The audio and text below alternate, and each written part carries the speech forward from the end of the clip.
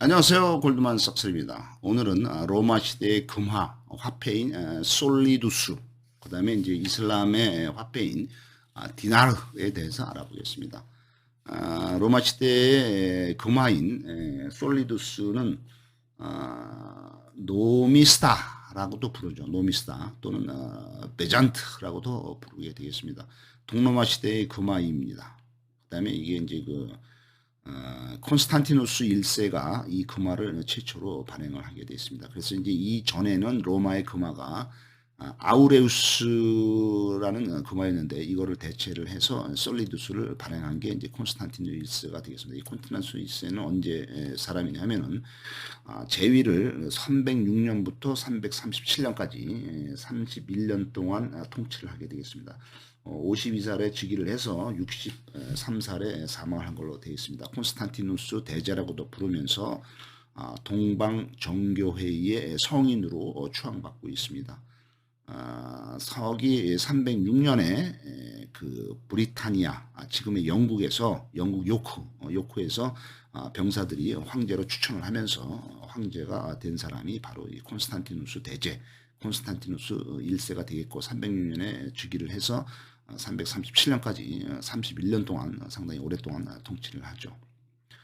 이분이 이 콘스탄티누스 1세가 이 솔리두스라는 금화를 발행을 하기도 했지만은 313년에 즉위한 지 한 7년 만에 밀라노 칙령을 내려서 기독교를 로마의 정식 종교로 공인을 해줍니다. 그 기독교 발전에 이제 공헌을 많이 하죠. 그다음에 교회의 재산, 교회에서 압류한 재산을 교회에다 다시 돌려주고 국가가 보상을 실시하면서 기독교를 상당히 우대를 해준 게 이 콘스탄티누스 1세가 되겠습니다. 그로부터 12년이 지난 서기 325년에는 이 콘스탄티누스 대제가 니케아 공의회를 소집을 하면서 기독교 발전에 기여를 하게 됐습니다. 그로부터 또 5년이 지난 서기 330년에는 비잔티움을 지금의 이제 그 이스탄불이죠. 비잔티움을 콘스탄티노폴리스라는 이름을 바꾸면서 로마의 새로운 제국 수도로 결정을 하게 되어 있습니다. 그러면서 이 콘스탄티노폴리스로 이름을 바꿔버립니다. 이제 바꾸면서 비잔티움을 바꾼 거죠. 그러면서 세계 최초의 기독교 도시가 되겠습니다.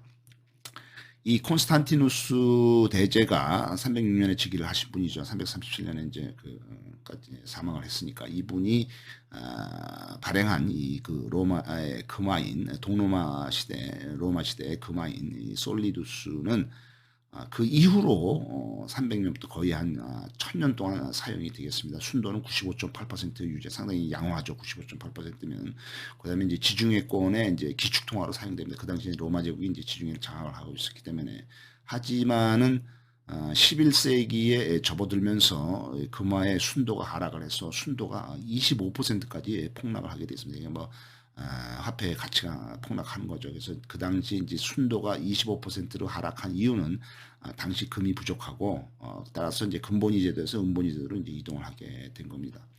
그래서 이제 이거를 이제 순도가 떨어지면 화폐로서의 기능을 잘 못하기 때문에 가치가 떨어지면은 그래서 이제 신화폐, 새로운 화폐를 발행을 한 새로운 화폐인 히피르피론이라는 화폐를 금화를 새로 발행을 하지만 이제 금이 원래 없기 때문에 소량 발행을 하게 되겠습니다. 이 새로 발행된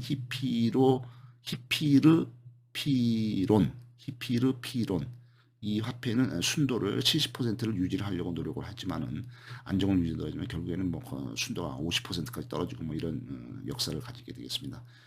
이 그 솔리두스라는 로마 시대의 금화는 1453년에 비잔틴 제국의 콘스탄티노폴리스가 이슬람의 오스만 튀르크의 메메드 2세한테 함락이 되고 멸망을 하면서 이 솔리두스도 같이 사라지게 되겠습니다.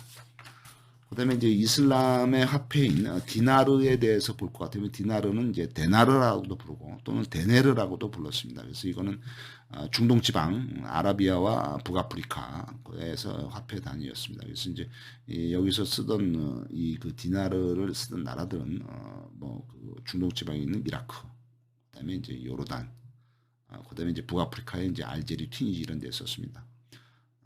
고대 로마에 은하였던 데나리우스를 아라건에서 차용을 해서 그 수입해서 쓴 게 기원이 되겠습니다. 예, 금화라는 것이 무엇이냐? 금화라는 것이 무엇이냐를 살펴볼 것 같으면 금화는 이제 골드 코인이라고 하죠. 그래서 금으로 만든 동전이 있죠. 그다음에 이제 골드바, 막대기 모양의 골드바도 이제 금화에 포함이 되겠습니다. 그다음에 이제 신용카드 모양의 칩 골드도 금화에 포함이 되겠습니다. 그다음에 금화라고 부를 수가 있으려면은 순도가 지금은 99.5% 이상이 돼야 하겠습니다. 단위는 뭐 온스라고 쓰이다. 뭐 우리나라에서는 돈이라고 한 돈, 두 돈 이렇게 부르기도 하죠. 금은 이 그 금속 자체가 밀도가 높아서 위조하기가 어렵습니다. 그래서 화폐로서의 그 사용하기가 좋죠. 위조가 안 되니까. 그다음에 이 금이라는 것이 화학 특성상 화학 반응을 잘 안 해서 시간이 지나도 변색이 되거나 부식이 되지 않습니다. 그래서 뭐 화폐로서의 기능을 잘 할 수가 있는 거죠.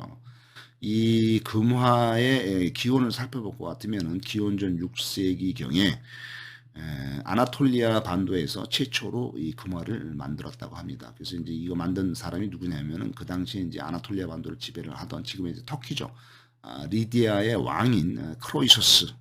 이 사람이 최초로 이 금화를 만들었다. 이 사람이 이제 크로이소스가 상당히 부자였다고 합니다. 근데 이제 기원전 546년에 페르시아 제국의 아케메네스 왕조의 키루스 2세, 창설자 키루스 2세가 리디아를 멸망시킨 게 기원전 546년이 되겠습니다. 그러면서 이제 페르시아 아케메네스 왕조가 그 관리를 하죠. 그래서 고대에 첫 만든 것이 이제 이쪽 아나톨리아 반도 이제 터키 쪽이라고 하지만은 고대 그리스라든가 그다음에 중국 고대 초나라 등에서도 금화를 만들었다 이런 기록이 나오고 있습니다. 1252년에 신성 로마 제국이 이제 그 당시에 이탈리아를 그 영향력을 가지고 지배를 하고 있었는데 신성 로마 제국이 그 피렌체에서 플로린 금화를 제조를 시작했다고 되어 있습니다. 플로린 금화죠. 1873년에 독일 제국이 설립이 되면서 플로린 금화를 대체를 해서 금화인 독일 마르크화를 제조를 하게 되겠습니다. 이게 이제 1873년이 되겠습니다. 1933년에 대공황의 여파로 금본위 제도가 중단이 되면서 이제 금화가 이제 잘 안 쓰게 되죠. 하지만은 오래된 금화는 수집용으로 그 이제 컬렉션 수집용으로 인기를 얻게 되겠습니다. 그래서 이제 어떤 정도의 인기가 있었냐면은 2002년도에 소더비즈 경매라는 게 있습니다. 소더비즈 경매에서 는 오래된 70년 전에 만들어진 금화, 1933년에 이제 세계 공황 때 만들어진 금화 20불짜리 금화가 있는데 한 2만 원 정도 되는 거죠. 그게 이 2002년에 소더비 경매에서 뭐 한 70년이 지난 소더비 경매에서 얼마에 낙찰이 됐냐면은 759만 달러, 80억 원에 낙찰이 되었다고 합니다. 그러니까 뭐 그 금화에 써 있는 거는 이제 2만 원인데 뭐 한 80억 원에 매매가 됐다는 거죠.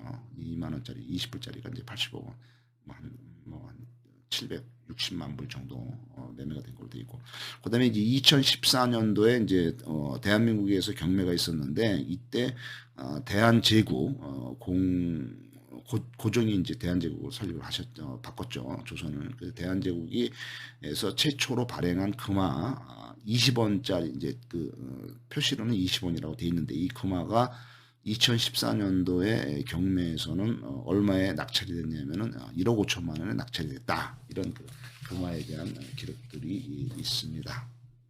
감사합니다.